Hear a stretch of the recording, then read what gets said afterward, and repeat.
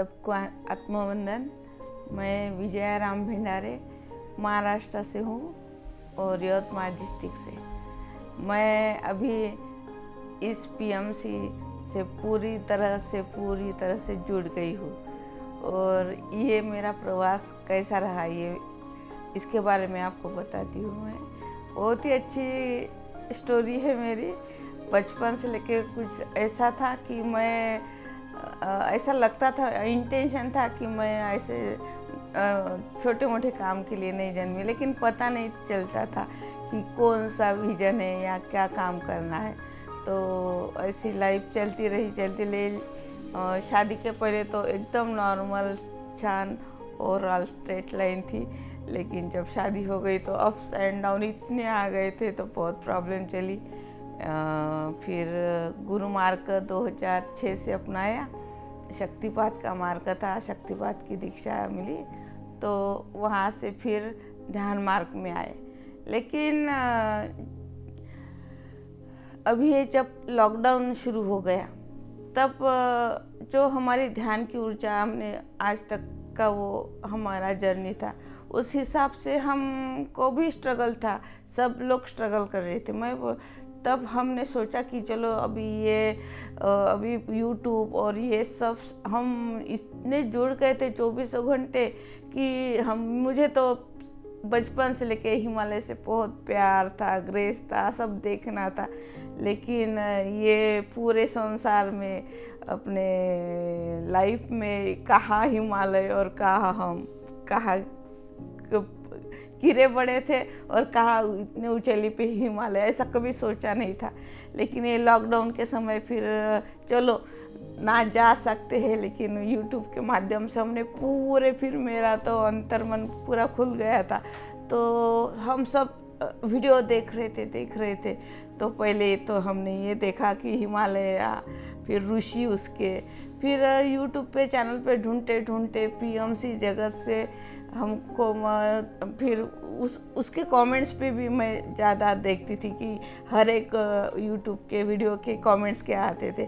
तो एक पीएमसी का एक वीडियो बहुत ही अच्छा लगा था। डॉक्टर धीरेन सर शायद वो कंडक्ट कर रहे थे, गुजरात से वो जुड़े थे।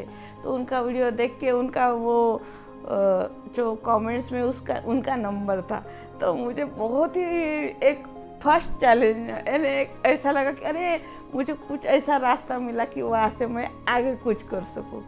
तो मैंने फ़ोन लिया, नंबर डायल किया और बस फिर क्या, उन्होंने उनका गुजरात का जुड़ने का एक फॉर्मेट भेज दिया व्हाट्सएप ग्रुप पे और मैं इस तरह से पहले गुजरात पीएमसी से जुड़ गई। फिर हमारा प्रोसेस, उनका एक सेशन चलता था तो फिर हम उस सेशन से जुड़ गए थे। फिर वो हम डेली उसमें बैठते थे तो बहुत ही मज़ा आता था। जो हम पहले ध्यान कर रहे थे और अभी आनापानसति ध्यान, तो वो पहले का ध्यान और ये बिल्कुल एक स्ट्रेट फॉरवर्ड कि यहाँ वहाँ हिलते डुलते नहीं थे। तो ये इतनी सही तरीका और बिल्कुल ऐसा ग्राफ ऊंचा जा रहा था।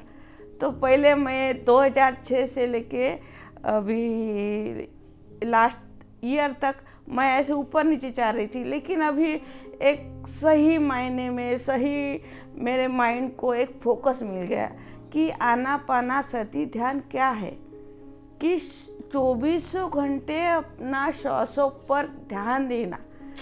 तो ये टेक्निक से मेरे जीवन में ऐसा परिवर्तन हो गया कि मैं हर एक बात फिर पूरे पीएमसी के वीडियो देखने लगी। फिर ऐसे जुड़ते गुजरात से ही फिर मुझे जेजेटीपी का 12 का एक उनका रजिस्ट्रेशन की ये फॉर्म यानी वो रजिस्ट्रेशन करना पड़ता था, वो देखा। उनका पूरा पॉम्पलेट था तो मैं उनसे जुड़ गई। मैं अकेली नहीं जुड़ी थी। हाँ, हमारा एक है कि मेरी एक बड़ी सिस्टर है, उन्होंने हमको इस मार्ग में लाया है, ध्यान मार्ग में। फिर हम जुड़े तो फिर एक 20-25 का ग्रुप जुड़ गया फिर गुजरात से। तो फिर हम जेजेटीपी 12 में जुड़े। तो इस तरह से फिर वो हमने कॉन्शियस से किया कि बस वो दिन भर हम उस पे कॉन्फ्रेंस लेके क्या अनुभव हुए क्या नहीं, छोटी छोटी बातें हम लिखते गए, ये करते गए। और इतना क्योंकि क्या पहले से थोड़ा हो गया था, जैसे ABCD हो गई, फिर उसके बाद का नेक्स्ट एजुकेशन चल रहा था, तो बहुत मज़ा आ रही थी क्योंकि हमको मालूम था कि यही सही है, यही सही है। बिल्कुल आत्मा तो अभी पूरी तरह से खुल गया था। फिर हमने इतना सीरियसली किया कि फिर JGT के बाद में सेथ विजडम आया, तो वो भी हमको इतना अच्छा लगा कि उसमें उस दौर से विजडम चल रहा था, तो इनर जर्नी का ऐसे बोला जा रहा था कि इनर जर्नी शुरू होने वाली है। तो जैसे हमारे लिए खजाना खजाना खजाना ही ऐसा खुल रहा था। तो बोले हम तो सेथ विजडम कर रहे थे, तब बहुत ही अच्छा अनुभव आया। हाँ, तो सेथ विजडम में हम कर रहे थे तो अनुभव आ रहे थे कि जो मेरी कड़ी थी जीवन की, लाइफ की, वो जुड़ने लग गई थी। क्योंकि क्या है, JGT पे में हमारा पूरा शारीरिक क्लीननेस हो गया था, यानी पूरे चक्र के बारे में मालूमात हो गई थी। उसके आगे भी पूरा अपने शरीर का शरीर भी मालूमात हो गई थी।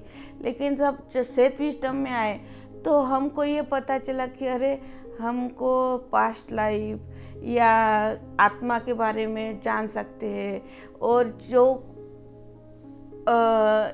शरीर छोड़ चुके हैं लेकिन वो चेतना में जागरूक है, हम उनसे जुड़ सकते हैं, उनसे मैसेज ले सकते हैं। तो फिर और मज़ा आने लगी कि मुझे ऐसा लगता था, हम ये लॉकडाउन से पहले हमको इतना महाअवतार बाबा का भी बहुत प्यार आ गया था, यानी उससे ऐसे एनर्जी से जुड़े कि हमने अपने मोबाइल पे डिस्प्ले पे उनका फ़ोटो ही रखा कि क्या मालूम बाद में हम यहाँ PMC पत्री सर से जुड़े, लेकिन महाअवतार बाबा पहले आए।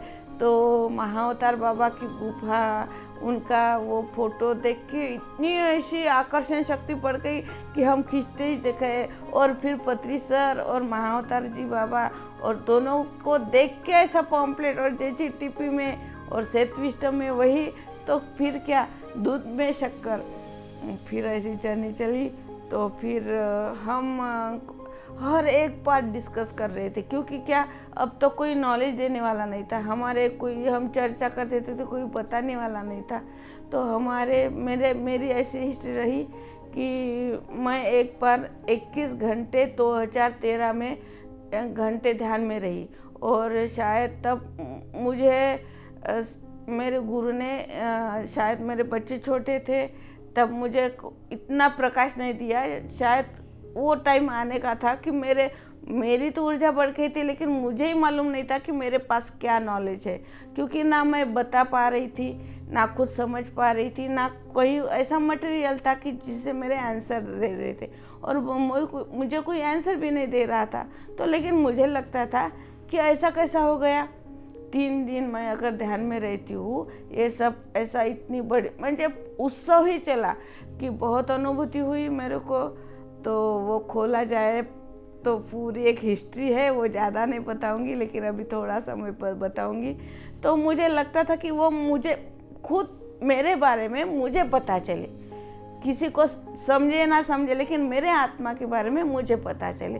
तो ये जो था, ये जो PMC का सेथ विजडम था, तो मुझे अभी पता चला कि मेरे गुरुदेव है प्रियानंद महाराज पहले के, बाद में उनके गुरु थे नित्यानंद महाराज गणेशपुरी के। तो वो नित्यानंद बाबा की बहुत असीम कृपा मेरे पे रही, उनका ही मेरे ऊपर ज़्यादा असर रहा। क्योंकि जब मैं गहरी नींद में ध्यान में गई थी, 21 घंटे रही थी, तो पूरा नित्यानंद का प्रवेश ही मेरे शरीर में था। तब मेरे गुरुदेव मेरे साथ में थे, सब उनके शिष्य भी थे, सबने अपनाया। लेकिन उसके बाद ऐसा पर्दा डाल दिया उस पर कि कोई बोलता नहीं थे उसके बारे में, ना मेरे पति ना मुझे बोलने देते थे। मैं घर में उनका नाम भी बोले तो चुप कर, तेरे बाबा को अंदर बैठा दे, मत बाहर निकाल, क्योंकि उनको लगता था कि ये घर बार छोड़ के चली जाएगी। लेकिन मुझे मालूम था कि ना मैं कुछ करने वाली थी। मुझे इंटेंशन बराबर आते थे, मुझे अंदर से सब पता था, लेकिन मैं किसे बताऊँ और कौन मेरा यकीन करेगा या कौन मुझे बोलेगा। तो लेकिन अभी मुझे इससे मैं सेत विजडम का हर एक क्वेश्चन का आंसर मिलते गया। फिर जब इनर जर्नी आया तो क्या मजा, आहा, हर एक क्वेश्चन मैं खुद अपने आप ध्यान में क्वेश्चन करती गई, उसका आंसर आता गया। फिर ये मेरा लाइफ का प्लान ही मुझे मालूम हो गया कि मेरा जो लाइफ प्लान था वो संसार तो था, मैं संसार तो पूरा करूँगी। जो लाइफ में मेरे जो कुछ चैलेंजेस है या कुछ करना है वो तो मैं करूँगी, लेकिन मेरा एक खास मकसद है जीने का, वो मुझे पता चल गया है। अभी मुझे कुछ करना है, लेकिन क्या करना था ये फोकस नहीं था। अभी इस मार्ग से मैं जुड़ी हूँ तो मुझे पता है मुझे क्या करना है। मैं ध्यान से इस तरह से जुड़ गई हूँ और पिरामिड के बारे में मेरा हर एक संकल्पना इतनी स्पष्ट हो गई है कि मुझे मेरे महाराष्ट्र में, मेरे पांडरकोड़ा गांव में 10,000 लोग बैठेंगे ऐसा बहुत बड़ा पिरामिड करना है, जहाँ से लाखों लोग आएंगे, विजिट करेंगे। और इस महान कार्य मैं ना खुद करूँगी, मुझे मालूम है मैं निमित्त मात्र हूँ, लेकिन मेरे आत्मा का जो प्रभाव है या मैंने जो अभी मेरी जर्नी से मैंने जो प्राप्त किया है उससे ये बनेगा। ना मेरे पास पैसा है, ना मैं बहुत कुछ करने वाली हूँ, लेकिन मेरे आत्मा एकदम प्रकट है। मैं ना कॉन्फिडेंस से बोल सकती हूँ कि मैं ये पूरा काम करने के बाद ही चली जाऊंगी, मेरा पूरा रोल प्लान करके ही जाऊंगी, तब तक मेरा शरीर भी नहीं छोड़ूंगी। पत्री सर तो बोलते ही है कि 100 साल 1000 साल भी जी सकते, जितना जी सकते हैं। तो फिर मेरा जो प्लानिंग है, सोल प्लानिंग है, वो पूरा करके जाऊंगी, क्योंकि आज तक तो पता नहीं था, ऐसा कोई बताने वाला नहीं था। अब तो हमारे सामने पत्री जी सर है, महाअवतार बाबा की है। और अभी ये देखो, ये मैं जिस प्लेटफॉर्म में बोल रही हूँ ये है महायोग ध्यान कुंभ 6। तो इनसे तो मैं महाअवतार बाबा की गुफा में पहले ही जाके आई हूँ। अभी 15 से, ये 18 से स्टार्ट था नवंबर से, तो हम 15 से घर से निकाले, मैं, मेरी बहना, तो और हम सबसे पहले महाअवतार बाबा की गुफा में गए, वहाँ पे बैठे, ध्यान लिए, और मुझे ऐसा अनुभव हुआ कि साक्षात महाअवतार बाबा मेरे साथ चल रहे थे। क्योंकि मैं स्टोरी बताऊँ, हम प्लेन से उतरे दिल्ली में, और जो ड्राइवर था वो गाड़ी चला रहा था, हमने वहाँ से वो गाड़ी बुक की थी, तो वो बिल्कुल उन्होंने रुका ही नहीं। और मेरी 2 बहनें बोल रही थी हमको खाना खाना है, जरा भैया रुका दे, तो वो बिल्कुल रुका नहीं थी। मैं बोली डिनर ही करना है, लंच ही करना है, डिनर नहीं, तो बिल्कुल रुकाया नहीं। फिर वो शिव ढाबा आया तब उन्हें रुकाया, तो ऐसे प्लेस थे उन्होंने रुकाया, तो उसके हिसाब से ही गाड़ी चल रही थी। मैं बोली पैसा अपना, गाड़ी अपन ने बुक कर रही और माइंड इसका चल रहा है। मैं उनको, मेरे बहनों को चिढ़ा भी रही थी, लेकिन वो बोली चुप, तू ज़्यादा बोलती है। वो हमेशा ऐसे करती थी, लेकिन मैंने बोली चलिए तो अभी जाने दो। तो ऐसा हुआ कि जो गाड़ी में हम 6 जन थे, कोई सो गए, किसको कुछ हो रहा था, क्योंकि रास्ता घाट घाट का था। तो हमारी गाड़ी 25 किलोमीटर आगे चली गई। अभी क्या, वो ड्राइवर फिर बोला कि अरे रास्ता तो गलत हो रहा दिख रहा था। मैं बोली अब भी इसको पता चला, अभी तक तो वो कुछ बोल नहीं रहा था। तो फिर 25 आगे, फिर उससे रिटर्न, शाम हो रही थी, हम लेडीज थे। मैं बोली अभी रुको यहाँ, तो हम रुक गए, तो फिर वो रुक गया। तब उसकी एनर्जी चेंज हो गई और मैं वो बातें करने लगी। फिर मैं उनके पास बैठी, भैया देखो हम घर से निकले तो हम पूरे फैमिली से, पूरे हमारी साधना से हम यहाँ पे आए हैं। हम कोई ऐसे ही नहीं आए कि जब बस एंजॉय करने के लिए, हम जहाँ पहुँचना चाहते हैं, हमको मालूम है कि बाबा जी बराबर वहाँ पे पहुँचाते रहे। और हम ये बोले कि हमारी सुनो ना। तो फिर मेरे को बहने को मालूम था कि वो ज़्यादा कम ज़्यादा बोल जाती है। फिर मैं उतना बोल के थोड़ी सी बाजू में गई और फिर उन वो ड्राइवर की और बहने की बात हो गई और वहाँ पे हमने चाय पी। तो एक वहाँ का ही गांव का ही आदमी था, तो उन्होंने फिर सही रास्ता बताया और फिर हम सीधे सीधे वहाँ से फिर रास्ता सीधा हो गया।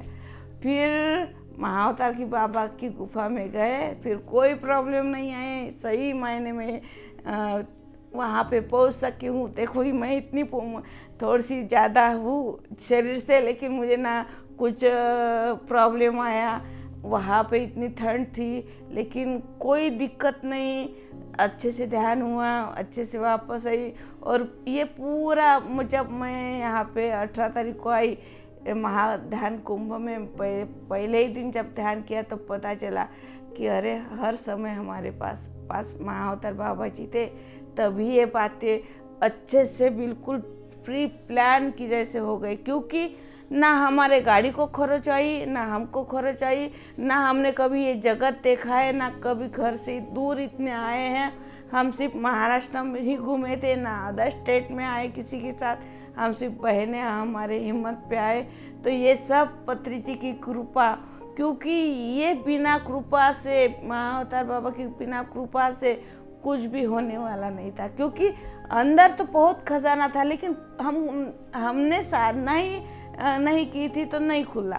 तो मुझे सिर्फ यही कहना है कि अगर तुम इस पीएमसी से कोई भी, मैं ये मैसेज करना चाहती हूँ कि तुमको थोड़ा सा भी अंदर से तुम्हारे बारे में मालूम है तो इससे जुड़ जाओ और ऐसे ध्यान करो कि तुम्हारा आत्मा का पूरा प्री प्लान तुमको पता चले। क्योंकि क्या ये जन्म तो हमेशा तो मिलने वाला नहीं, और जन्म मिला है, मनुष्य योनि में आए हैं, तो पूरा जो प्लान लेके आए हैं वो जिए तो जिए, नहीं तो क्या जिए। इतने सारे जीव तो जन्म रहे हैं, लेकिन उनका क्या, उनका वो सही मायने में उनकी प्रगति हो रही, उत्क्रांति हो रही है तो नहीं।